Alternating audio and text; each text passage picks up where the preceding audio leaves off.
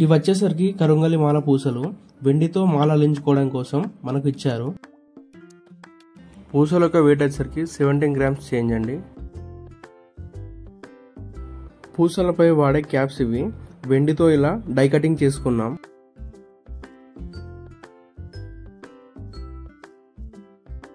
వెండి తీగ తీసుకున్నాం క్యాప్స్ను మరియు పూసల్ని అల్లడం కోసం. ఈ మాలలో మనం స్టెర్లింగ్ సిల్వర్ యూజ్ చేసాం. మాల యొక్క పూర్తి డీటెయిలింగ్ చూడండి. ఈ మాలలో 108 పూసలు ఉన్నాయి. ఇందువలన ఇది 2 వరుసలుగా తయారు చేశాము. ఈ మాల అల్లడానికి 36 గ్రామ్ సిల్వర్ యూజ్ చేశాం. మాల ఎలా ఉందో కామెంట్ చేయగలరు. Thank you.